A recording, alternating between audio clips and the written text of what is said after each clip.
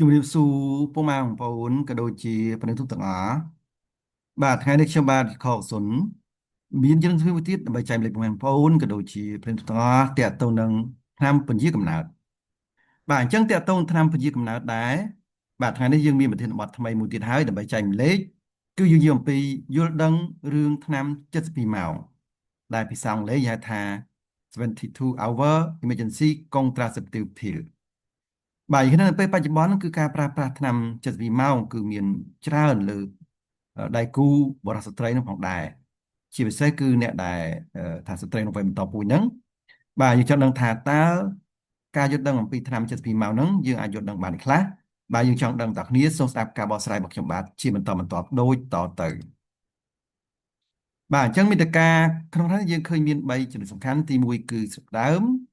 ទី2ការប្រើថ្នាំ72ម៉ោង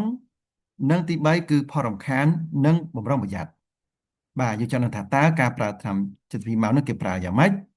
ហើយផលរំខាននិងបំរុងប្រយ័ត្នដែលយើងត្រូវដឹងមានអីខ្លះ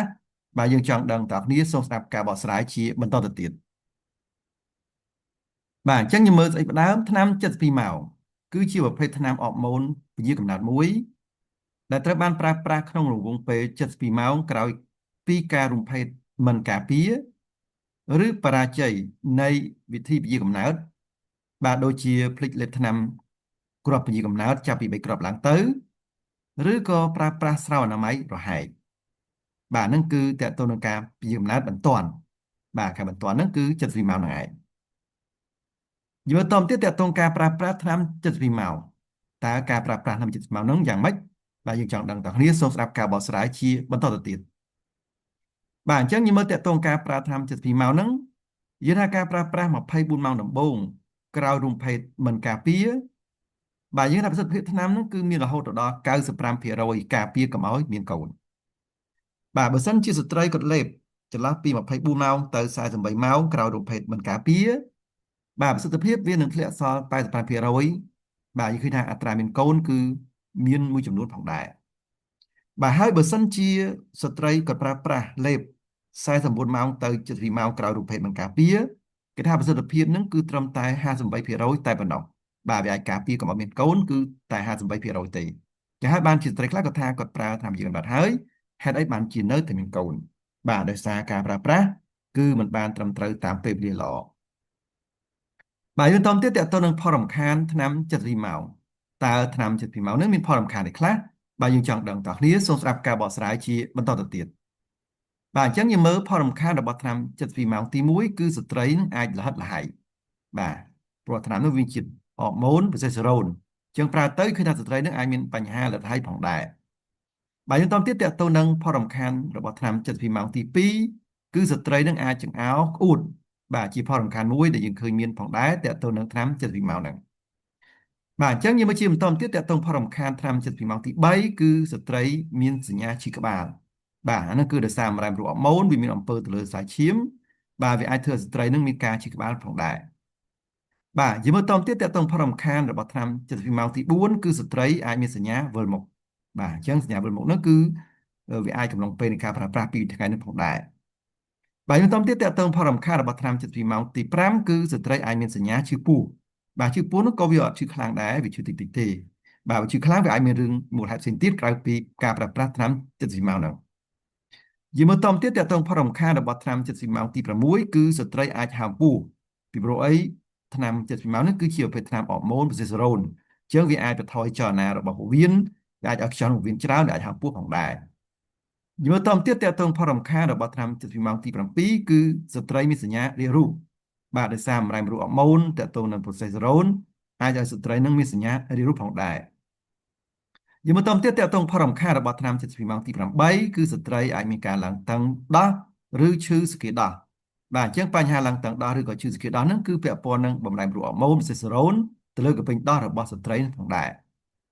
យើងមកតទៀតតទៅផលរំខានរបស់ថ្នាំ72ម៉ោងទី9គឺស្ត្រីមករដូវមិនទៀងបាទឬក៏អាចធ្លាក់ឈាមខុសធម្មតាផងដែរបាទហ្នឹងគឺជាផលរំខានមួយដែររបស់ថ្នាំ72ម៉ោងហ្នឹង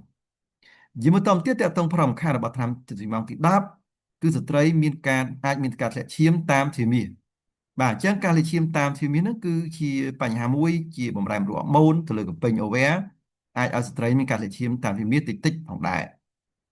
យមកតទៀតតកតងផលរំខានរបស់ថ្នាំ72ម៉ោងទី11គឺតកតងនឹងពជាពេលនៃការមករដូវ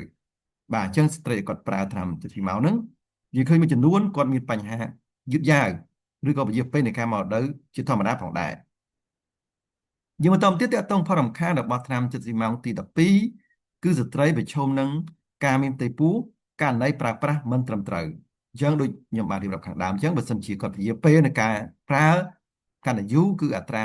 នៃការប្រឈមនឹងការមានកូនក៏មានច្រើនផងដែរបាទអញ្ចឹងទន្ទឹមនឹងផលរំខានរបស់វាគួរគឺយើងយល់ដឹងអំពីបម្រុងប្រយ័ត្នដែរនៅពេលប្រើថ្នាំ72ម៉ោងហ្នឹងដើម្បីជៀសវាងនូវផលប៉ះពាល់និងបញ្ហាដែលកើតមានឡើងបាទអញ្ចឹងយើងមើលតាក់ទងបម្រុងប្រយ័ត្ននៃការប្រើប្រាស់ថ្នាំ72ម៉ោងហ្នឹង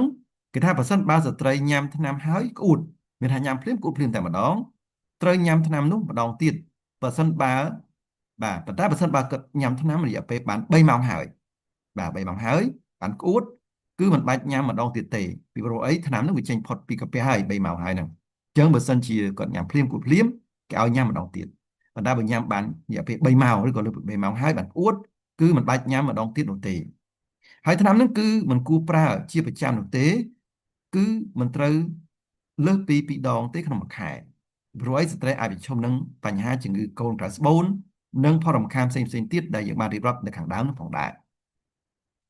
បាទអញ្ចឹងបើសិនបើស្ត្រីមានបញ្ហាផលរំខានឬក៏បញ្ហាតកតងពជាកំណើតតែរឆ្នាំ70ម៉ោងហ្នឹងគឺឃើញថាខាងភាសាខ្ញុំវាដល់សេវាពជាកំណើតស្ត្រីគ្រប់ប្រភេទក្នុងម្លាយសម្រុងផងដែរបាទហើយបើចង់ទំនាក់ទំនងយើងមានលេខទូរស័ព្ទក៏ដូចជាលេខ Telegram 3ខ្សែក្នុងការទំនាក់ទំនងគឺ088 3132 225 092 59 3350និង016 58 57 64ផងដែរហើយបើចង់រកទីតាំងខ្ញុំមានមធ្យោបាយ2គឺអាច scan តាម QR code ឬក៏មើលតាមផែនទីផ្ទាល់បាទអញ្ចឹងបើលោកស្រីក៏មាន iPhone អាចចូលក្នុង App Store ស្វែងរកកម្មវិធី QR code reader កម្លាំងកម្មវិធីនោះមកបើកម្មវិធីហ្នឹង scan លើ QR code ខ្ញុំគឺលោត Google Map លើកឃើញទីតាំងខ្ញុំហើយឬក៏អញ្ចឹងទេ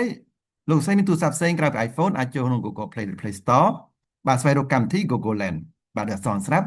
ដំឡើងកម្មវិធីនឹងមកបើកម្មវិធីនឹង scan លើ QR code ខ្ញុំក៏លោត Google Map ឃើញទីតាំងខ្ញុំដែរឬក៏ទៅយើងអាចមើលតាមផែនទីផ្ទាល់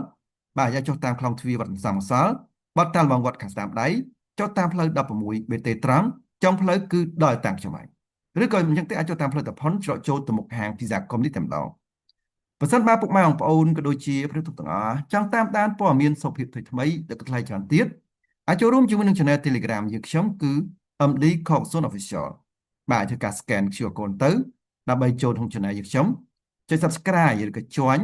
ដើម្បីតាមដានព័ត៌មានសុខភាពថ្មីៗដែលថ្លៃច្រើនទៀតផងដែរបើសិនបើពុកម៉ែបងប្អូនក៏ដូចជាព្រះទុកទាំងអស់ចង់ទទួលបាននូវវីដេអូអប់រំសុខភាពថ្មីៗបន្ថែមទៀតតាក់ទងជំងឺទូទៅតាក់ទងជំងឺរោគស្ត្រី